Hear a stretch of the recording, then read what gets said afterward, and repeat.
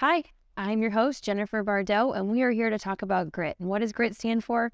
Growth, resilience, intention, tenacity. And I'm excited to have Heather on our show today as she's a two-time contributor of Grit. She participated in the first international bestseller in 8 countries, Owning Your Grit, as well as Growth, which was an international bestseller in 5 countries.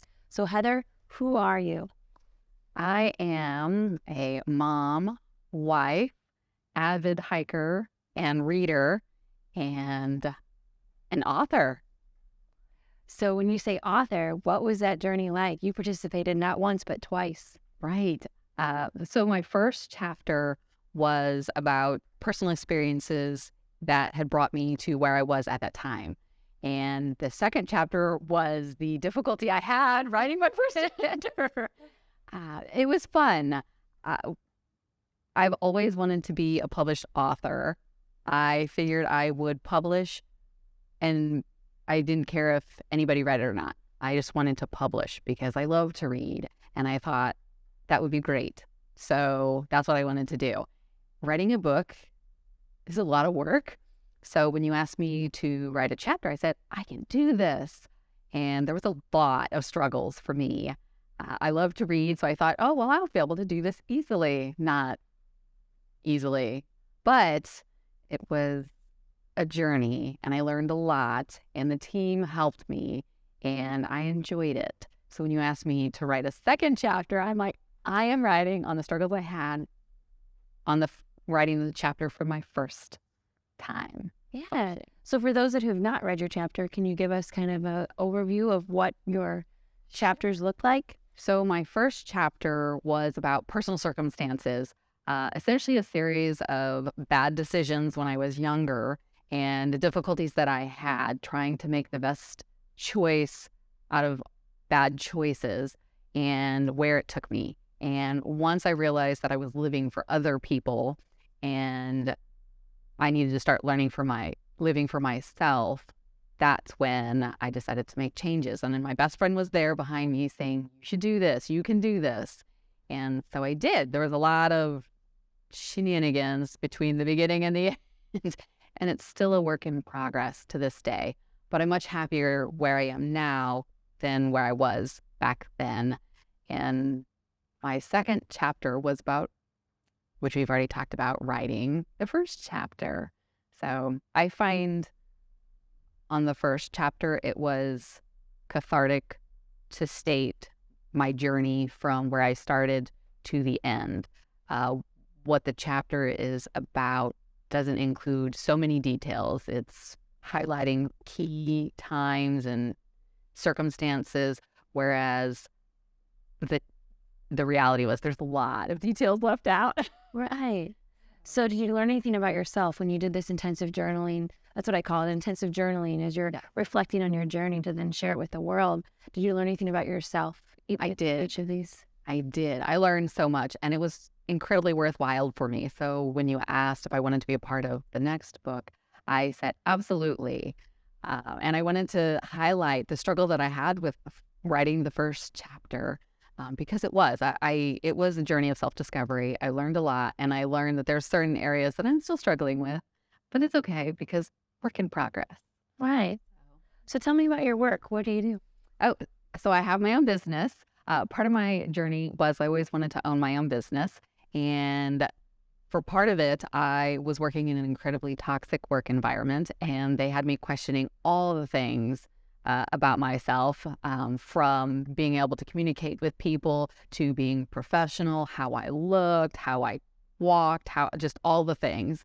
And I did not like it. And so when I no longer worked there, it took me quite a while to get away from that.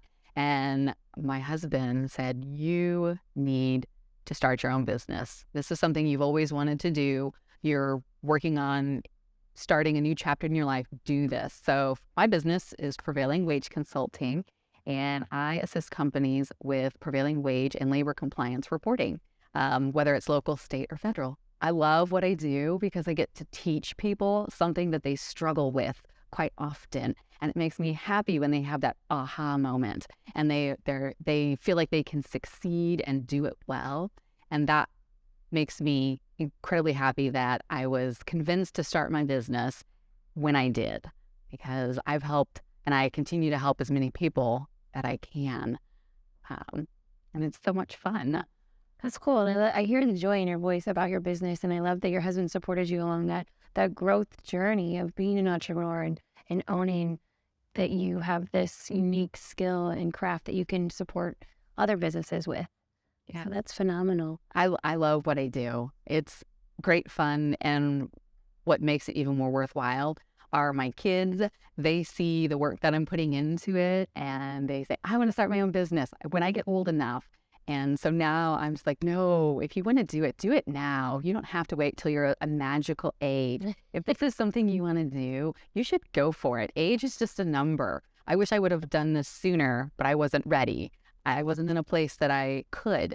And now I'm in a place that I can, with support that helps me and keeps telling me, you can do this, even on the bad days.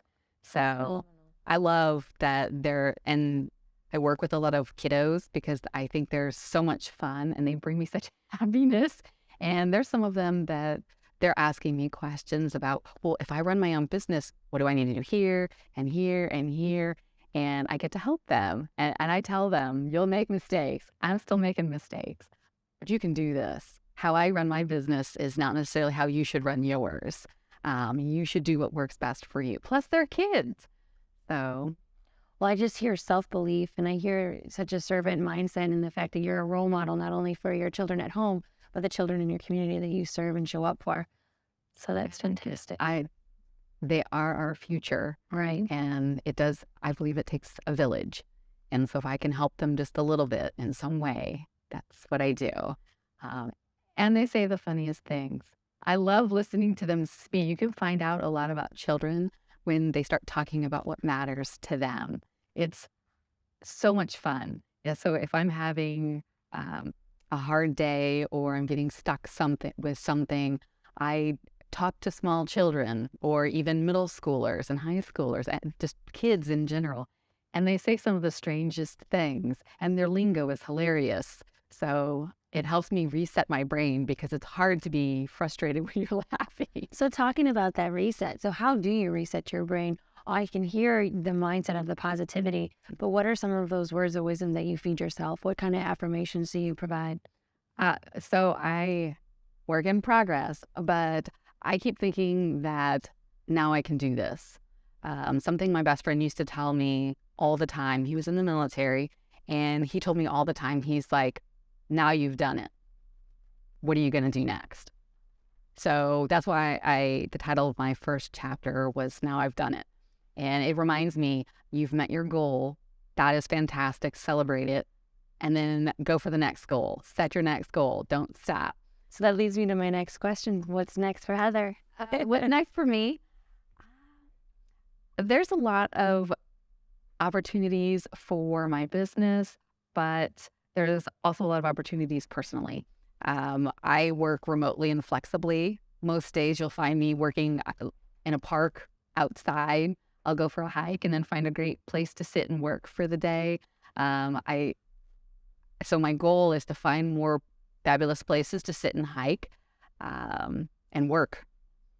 And I enjoy that greatly. So professionally, I want to help support other people who would like to work flexibly and remotely. Personally, I want to help kids. There's so many options out there for them. And if they have somebody that'll listen to them and give them some guidance, the world is their oyster, as they say. So that's what I would like to do going forward. That's my next goal, is to keep helping them. And I don't know what it'll look like, how I'll do it, but we'll see. Well, it's really cool how you've just truly never been stuck and owned who you are. And you step in this world with such a flexible mindset, and you're constantly supporting others, and particularly children. So is there anything else that you would like to share? I would say, just because you get knocked down doesn't mean you should stay down. It's not failure, it's feedback. And that's one of the affirmations I use the most consistently with myself, because entrepreneur, it's not like I've done this before. So if you do not succeed at something, just keep trying. There's a way to do it properly. sometimes you have to ask for help. Yeah, I love that. Well, thank you so much for sharing today and participating in this talk show, and for both of your books. If you're not connected with Heather, you can find her on LinkedIn. LinkedIn, Facebook, I have a website, all the fun things. Yes, and I like to post about a lot of places and travel. So it's not just about labor compliance, which some people say is kind of dry. I think it's fabulous, but I get it. It's okay. But I also like to talk about parks and different places to visit and quirkiness that happens in the nation, because why not? Every place is unique. Find it. Figure out what makes it that way.